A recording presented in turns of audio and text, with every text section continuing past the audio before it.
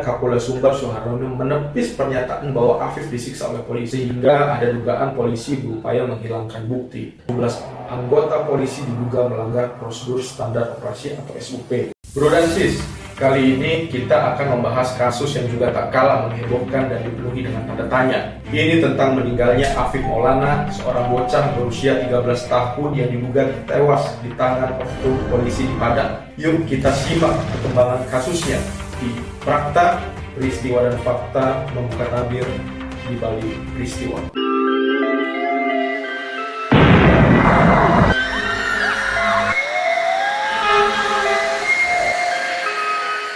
Pada Minggu 9 Juni 2024, jasad Afif ditemukan mengambang di Sungai Batangkuranji dekat jembatan di Jalan Bypass Kota Padang, Sumatera Barat. Kejadiannya sekitar pukul 11.55 waktu Indonesia Barat. Hasil investigasi dari Lembaga Bantuan Hukum Padang menunjukkan adanya dugaan kuat bahwa Afif meninggal akibat penyiksaan oleh anggota polisi. Tubuh Afif penuh dengan luka lebam dan tulang rusuknya yang patah ada 6. LBH Padang yang melakukan investigasi mengatakan di sekujur tubuh korban terdapat luka-luka lebam yang menunjukkan karena penganiayaan, ujar Direktur LBH Padang Indira Suryani. Pada Sabtu malam hingga Minggu dini hari, Afif dan beberapa rekannya dituduh akan tawuran. Mereka diduga disiksa oleh anggota Sabhara Polda Sumbar yang sedang patroli. Afif dan rekannya yang berinisial A sedang berboncengan melintasi jembatan Batangkuranji sekitar pukul 4 waktu Indonesia Barat. Tiba-tiba mereka dihampiri oleh polisi dan kemudian menendang motor mereka, membuat Afif terbanting ke pinggir jalan. Menurut saksi, rekan Afif sempat melihat Afif berdiri sebelum dikelilingi oleh polisi yang memegang rotan. Saat itu A diamankan oleh anggota polisi lain dan keberadaan Afif tidak diketahui hingga akhirnya ditemukan tewas mengambang di sungai. Indira juga mengatakan bahwa ada 5 anak termasuk Afif dan 2 pemuda yang disiksa oleh polisi malam itu. Mereka dipaksa mengaku sebagai pelaku tawuran dengan cara yang sangat kejam. Luka-luka yang dialami korban berasal dari penyiksaan dengan rotan, tendangan, struman, hingga sunut rokok, kata Indira. Keluarga Afif melaporkan kasus ini ke Polresta Padang pada Senin 10 Juni 2024. Menurut hasil penyelidikan polisi, kematian Afif Maulana diduga karena meloncat ke sungai, bukan karena disiksa oleh polisi. Namun, LBH Padang merasa pernyataan ini terlalu tergesa-gesa dan mencurigakan. Direktur LBH Padang, Indira Suryani juga mengatakan, intinya kami tidak menerima penutupan kasus tersebut.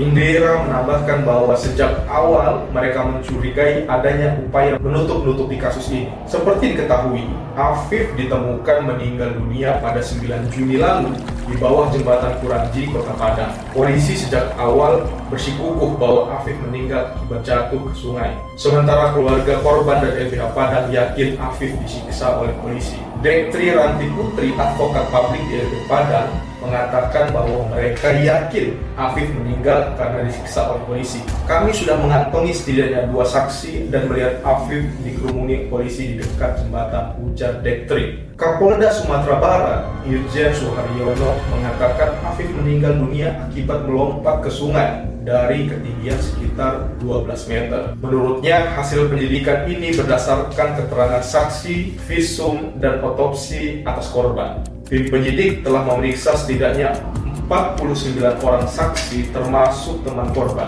yang diklaim sebagai saksi kunci. Kami sudah melakukan pemeriksaan terhadap saksi-saksi dan dinyatakan bahwa korban ini memang melompat dari atas jembatan Kuranji, kata Suharyono yang dalam hal ini sebagai Kapolda. Namun Indira Suryani mengatakan bahwa sikap polisi terlalu tergesa-gesa. Sikap tergesa-gesa penyidik sangat aneh bin ajaib, kata Indira. LBH Padang akan terus melakukan advokasi agar ada penyidikan independen atas kasus ini. Salah satu upaya yang dilakukan adalah mendesak Komnas HAM untuk mengusut kasus ini secara mandiri. Pada Senin 1 Juli 2024, keluarga Afif Maulana telah mendatangi Komnas HAM di Jakarta. Polisi mengklaim bahwa Afif Maulana meninggal dunia setelah loncat ke sungai. dari ketinggian sekitar 12 meter. Kapolda Sumbar, Irjen Suharyono, mengatakan bahwa bukti ini berdasarkan keterangan dari teman korban berinisial A. Kami sudah melakukan pemeriksaan terhadap saksi-saksi dan dinyatakan bahwa korban ini memang melompat dari atas jembatan Kuranji, kata Suharyono dalam jumpa pers di Padang pada Minggu 30 Juni 2024. Aparat polisi saat itu sedang berusaha membubarkan tawuran ketika mereka melihat Afif Maulana dan A naik motor. Polisi mengklaim keduanya terlibat dalam tawuran, walaupun keluarga korban telah membantahnya. Suharyono dalam hal ini Kapolda mengaku petugasnya menendang motor yang dikendarai Afif dan A sehingga mereka terjatuh di jalan raya. Menurut polisi, A mengatakan bahwa Afif mengajaknya untuk loncat dari jembatan, tapi A menolak ikut untuk loncat. Advokat publik dari LBH Padang, Dektri Ranti Putri, mengatakan bahwa kesimpulan polisi ini hanya berdasarkan pada visum et repertum dan otopsi semata, dan menurutnya itu tidaklah etis dan tidak bermoral. Suharyono menjelaskan, hasil visum luar menunjukkan luka goresan-goresan yang mungkin disebabkan oleh jatuh dari sepeda motor dan melompat dari jembatan. Selain itu, ada juga patah tulang dan luka robek di paru-paru. Namun, LBH Padang tidak bisa menerima penjelasan ini. Mereka tetap yakin bahwa Afif meninggal karena diduga disiksa oleh polisi. Dektri mengatakan bahwa mereka memiliki dua saksi yang melihat Afif dikerumuni polisi di dekat jembatan, dan saksi kedua melihat korban di kantor polisi. Keluarga juga meyakini bahwa Afif meninggal karena disiksa, melihat adanya luka lebam di sekujur tubuhnya yang tidak wajar. Lantas kemudian Kapolda Sumbar Suharyono menepis pernyataan bahwa Afif disiksa oleh polisi saat diamankan di jembatan Kuranji. Menurutnya hanya saksi A yang dikerumuni dan diamankan oleh polisi di atas jembatan.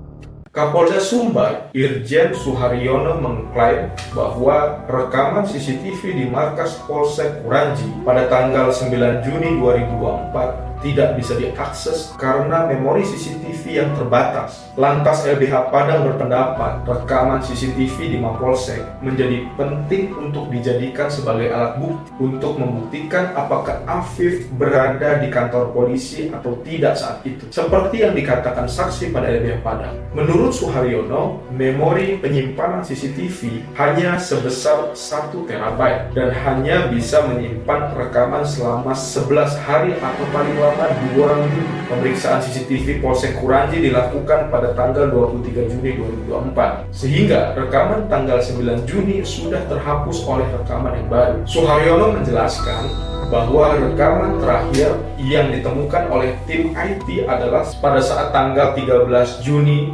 yaitu 4 hari setelah kejadian. Ini berarti rekaman tanggal 9 Juni sudah terhimpit oleh rekaman yang baru. Kapolda menepis tudingan bahwa CCTV di Polsek Kuranji rusak atau tidak bisa diakses, sehingga ada dugaan polisi berupaya menghilangkan bukti. Namun, advokat publik di LBH Padang, Dektri Ranti Putri, mempertanyakan keterangan Suharyono tentang CCTV ini.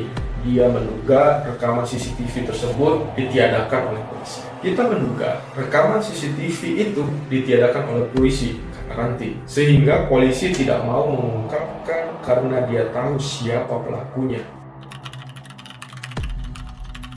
Kepolisian membantah bahwa Afif disiksa oleh anggota polisi sebelum meninggal. Namun tim advokat LBH Padang dan keluarga korban yakin sebaliknya. Dalam keterangan hari Kamis 27 Juni 2024, Kapolda Sumbar Irjen Suharyono melaporkan bahwa 17 anggota polisi diduga melanggar prosedur standar operasi atau SOP dalam menangkap belasan anak dan pemuda saat insiden pembubaran tawuran. Ia menegaskan bahwa proses hukum terhadap mereka sedang berjalan. Di sisi lain, Kontras juga mencatat bahwa dalam 3 tahun terakhir ada sekitar 600 kasus kekerasan dan penyiksaan oleh anggota polisi. Mereka menyebut budaya kekerasan dan pengawasan yang lemah sebagai penyebab utama di institusi kepolisian. Karena kasus dugaan penyiksaan yang terus berulang, muncul wacana untuk menempelkan kamera pada personel kepolisian saat bertugas. Di sisi lain, LBH Padang dan keluarga Afif yakin bahwa ada kekerasan yang dilakukan oleh polisi. Direktur LBH Padang, Indira Suryani, mengklaim bahwa luka-luka di tubuh Afif adalah bukti kuat adanya penyiksaan. Selain itu, LBH Padang juga menerima kesaksian dari 7 korban lainnya yang diduga mengalami penyiksaan yang sama oleh polisi pada hari kejadian. Anggun Anggraini, ibu Afif, tidak terima anaknya disebut akan ikut tawuran. Dia yakin anaknya disiksa sebelum meninggal. Luka-luka lebam di tubuh Afif semakin memperkuat keyakinannya. Konversi pers yang diselenggarakan LBH Padang adalah respon atas pernyataan kepolisian Sumatera Barat. Mereka menegaskan bahwa kekerasan yang dialami Afif harus diusut sampai tuntas. Direktur LBH Padang, Indira Suryani, meyakini bahwa beberapa luka di tubuh Afif merupakan fakta meyakinkan adanya penyiksaan. Anggun Anggraini, ibu Afif, dengan mata yang berlinang air mata, berbicara tentang luka-luka yang ditemukan di tubuh anaknya. Dekat perut yang hijau, kayak jejak sepatu ditendang. Terus tangan ini kan di sini habis kena banyak pukul. Terus ada di bagian belakang sini. Itu menguatkan keluarga bahwa ada tindak penyiksaan, kata Anggun, yang dalam hal ini adalah ibu korban. LBH Padang menampilkan foto-foto luka di tubuh Afif dalam konversi pers. Luka lebam di punggung, rusuk, dan bagian depan tubuhnya semakin memperkuat dugaan penyiksaan. Selain itu, LBH Padang juga mengklaim telah mendengarkan kesaksian dari 7 korban lainnya yang ditangkap polisi pada hari kejadian. Mereka menduga polisi menggunakan berbagai metode penyiksaan termasuk mencambuk, menyetrum, memukul dengan rotan hingga menyulut rokok. Tambah Indira, yang berikutnya justru yang mungkin menguatkan keyakinan kami, respon Polda yang kemudian menurut kami kontraproduktif dan memburuk orang-orang yang memviralkan. Itu menjadi sebuah pertanyaan bagi kami, semakin menguatkan kami bahwa ada sesuatu yang sangat salah di situ, kata Ketua LBH Padang. Hal ini merujuk pada pernyataan Kapolda Sumbar Suharyono yang mengatakan akan memburu pihak-pihak yang memviralkan kematian Afif Maulana karena dugaan penyiksaan oleh polisi. Semoga justice for Afif benar-benar terwujud di Indonesia ini, kata Indira dengan suara yang bergetar. Minggu 9 Juli 2024 pukul 4 waktu Indonesia Barat, Afif sedang berboncengan sepeda motor dengan temannya berinisial A menuju arah utara. Tiba-tiba mereka ditendang oleh anggota Sabara Polda Sumbar yang menggunakan motor dinas jenis KLE. Afif dan rekannya terpelanting berjarak 2 meter satu sama lain. A sempat melihat Afif berdiri dikelilingi oleh anggota polisi yang memegang rotan. Setelah itu, A tidak pernah lagi melihat Afif. Pukul 10 waktu Indonesia Barat, A dan beberapa orang lainnya dibolehkan pulang dari kantor polisi dengan syarat tidak melakukan kesalahan yang sama lagi. Menurut polisi, mereka diduga merencanakan tawuran. Lalu pada pukul 11.55 waktu Indonesia Barat, warga menemukan mayat di bawah jembatan aliran Batang Kuranji dalam bypass kilometer 9 Kelurahan Pasar Pambacang, Kota Padang. Mayat tersebut diidentifikasi sebagai Afif Maulana. Dari jenazahnya terlihat sejumlah luka. Jenazah Afif kemudian dibawa ke Rumah Sakit Bayangkara untuk dilakukan pemeriksaan lebih lanjut. Pada Senin 10 Juni 2024, keluarga korban menerima salinan sertifikat kematian dari Rumah Sakit Bayangkara Polda Sumbar. Namun hasil pemeriksaan belum menemukan dan belum ditentukan kematian Afif sebagai peristiwa yang tidak wajar. Di sisi lain, keluarga Afif mendapat informasi dari seorang anggota Polres Kota Padang bahwa Afif meninggal akibat patah 6 tulang rusuk dan robek di bagian paru-paru sepanjang 11 cm.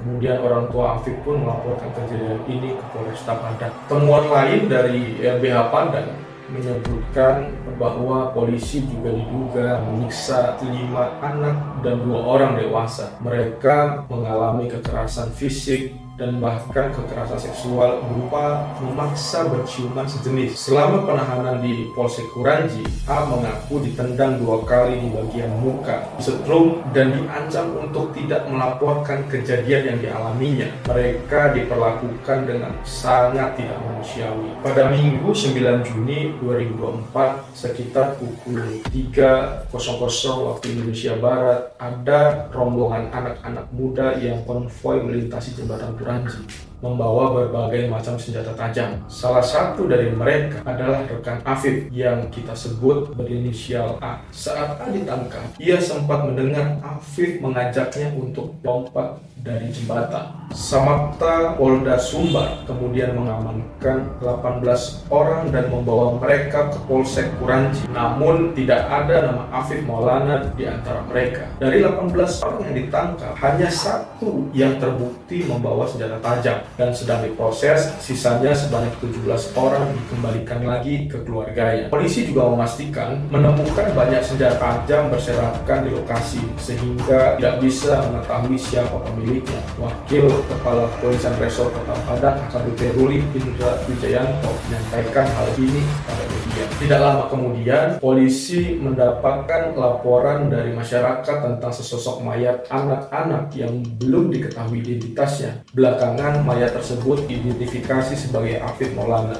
Dalam keterangannya kepada media, Kapolda Sumbar Irjen Pol Suharyono menduga Afif Maulana terjun dari jembatan saat ada pengamanan aksi tawuran. Hal ini berdasarkan keterangan dari A, rekan yang membonceng Afif. Menurut Kapolda, A mengungkapkan bahwa Afif memang sudah berencana untuk menceburkan diri ke sungai. Suharyono mengatakan masuk ke sungai ini sudah ada keterangan dari A bahwa memang Afif Maulana ini sudah berencana akan masuk ke sungai menceburkan diri. Namun, pengamat kepolisian dari Institute for Security and Strategic Studies, Bambang Rukminto, menilai publik akan sulit percaya dengan keterangan polisi karena mungkin ada konflik of interest atau adanya konflik kepentingan di dalamnya. Menurut Bambang, bagaimana publik bisa percaya jika yang memberikan pernyataan adalah pihak yang diduga melakukan penganiayaan dan menjadi penyebab kematian Afif. Selama proses penyelidikan masih berjalan, Bambang juga berharap kepolisian tidak mengambil kesimpulan cepat. Kasus seperti ini sering terjadi dan korban meninggal bisa menjadi korban kedua kali jika pernyataan yang disampaikan tidak benar. Sejumlah lembaga negara turun tangan dalam kasus ini. Komisi Kepolisian Nasional, Polnas, Komisi Perlindungan Anak, KPAI, Lembaga Perlindungan Saksi dan Korban LPSK, Kementerian Pemberdayaan Perempuan dan Perlindungan Anak, Ombudsman, dan LBH Padang semuanya berkolaborasi untuk memantau proses penyelidikannya. Anggota Kompolnas, Pongki Indarti, menyatakan bahwa semua komisi negara setuju untuk berkolaborasi dalam penanganan kasus anak yang notabene adalah korban. Mereka berencana untuk memantau langsung gelar perkara kematian Afif di Polda Sumbar setelah hasil otopsi keluar. Kompolnas juga telah mengirim surat permintaan klarifikasi ke Polda Sumatera Barat dan mendorong pemeriksaan yang profesional dan komprehensif dengan dukungan bukti ilmiah. Jika terbukti ada anggota polisi yang melakukan penyiksaan yang mengakibatkan Afif meninggal dunia, maka mereka merekomendasikan proses pidana dengan pemberatan hukuman, sidang etik, dan pemecatan. Jika benar ada anggota yang melakukan penyiksaan, itu masuk kategori pelanggaran hak asasi manusia. Indonesia telah meratifikasi konvensi anti penyiksaan ke dalam undang-undang anti penyiksaan, sehingga praktek penyiksaan harus dihapuskan. Sebaiknya, jika tidak terbukti, maka penyelidik kepolisian harus mencari tahu penyebab kematian Afif dengan bukti-bukti ilmiah, sehingga tidak menimbulkan pertanyaan bagi publik. Di sisi lain, Sufmi Dasko Ahmad, Wakil Ketua DPR, meminta ekshumasi segera dilakukan pada jenazah Afif Maulana yang ditemukan tewas di Sungai Kuranji. Dasko mengatakan ekshumasi perlu segera dilakukan supaya kecurigaan terhadap polisi tidak terus terjadi. Afif Maulana diduga tewas karena dianiaya oleh polisi. Dasko menambahkan untuk Polda atau kepolisian menertibkan surat ekshumasi seperti yang diminta keluarga korban. Ini juga tujuannya supaya jangan sampai ada kemudian perkiraan-perkiraan negatif kepada polisi. For your information, Bro dan Sis, ekshumasi adalah penggalian mayat atau pembongkaran kubur yang dilakukan demi keadilan oleh pihak yang berwenang dan berkepentingan. Selanjutnya, mayat tersebut diperiksa secara ilmu kedokteran forensik. Ekshumasi perlu dilakukan ketika dicurigai kematian seseorang dianggap tidak wajar. Dalam kasus Afif Maulana, ekshumasi ini penting untuk memastikan apa yang sebenarnya terjadi dan untuk mencari keadilan bagi keluarga yang ditinggalkan. Langkah ini diharapkan bisa memberikan kejelasan terhadap penyebab kematian Afif. Kompolnas juga mendorong pemeriksaan kepada anggota polisi yang diduga menyiksa beberapa saksi yang berstatus anak. Penertiban harus dilakukan secara humanis dan tidak menggunakan kekerasan berlebihan, apalagi terhadap anak-anak. Pengamat kepolisian Bambang Rukminto menyoroti kelakuan sebagian anggota polisi dalam menangani perkara anak. Menurutnya, tidak semua polisi melek soal hak anak, sehingga perilakunya dalam penanganan perkara yang melibatkan anak menjadi tak menghargai hak-hak anak. Bambang juga menambahkan bahwa kepolisian harus memahami bahwa kenakalan remaja bisa jadi juga merupakan produk lingkungan sosial. Semangat humanis kepolisian harus tetap mengedepankan empati pada terduga anak-anak pelaku tindak pidana atau tertib sosial. Bagaimanapun, dugaan penyiksaan terhadap Afif di Padang ini menambah daftar panjang tuduhan terhadap polisi yang kurang profesional dalam menjalankan tugasnya. Kami merangkum sejumlah kasus dugaan penyiksaan oleh anggota polisi yang sempat menjadi perhatian publik. Cerita pertama adalah tentang Saka. Dalam kasus pembunuhan Vina Cirebon, Saka mengaku mendapatkan pukulan, setruman, dan paksaan oleh polisi agar mengaku bersalah. Ia menyatakan sebagai korban salah tangkap dan kasusnya sudah dilaporkan ke Komnas HAM dan Komisi Yudisial pada tahun 2016 lalu. Saka juga menceritakan pengalamannya di saluran YouTube Kuya. Ia injak, dipukuli, kepalanya diadu dengan gembok panjang sampai bocor. Katanya, polisi menangkis narasi ini dengan menyebut Saka Tatal cenderung berbohong. Kasus kedua, seorang pria di Bekasi yang diduga disiksa agar mengaku sebagai begal. Ia mengaku digebuki hingga 8 jam oleh 5 polisi. Pria ini diputus bebas dan tidak bersalah dalam putusan banding setelah 9 bulan penjara. Kasus ketiga adalah kematian Herman di Balikpapan dan Deki Susanto di Solok Selatan selama dalam tahanan setelah dituduh mencuri telepon genggam, sementara Deki kepalanya pecah dihantam timah panas. Kasus ini melibatkan beberapa polisi yang kemudian divonis bersalah. Kasus keempat adalah kematian Ganti Ahmad, pegiat kesenian di Sumatera Barat. Ia tewas setelah kepalanya dipukul dengan balok. LBH Padang melaporkan bahwa mayatnya penuh dengan luka. Kasus ini sempat dihentikan oleh Polda Sumatera Barat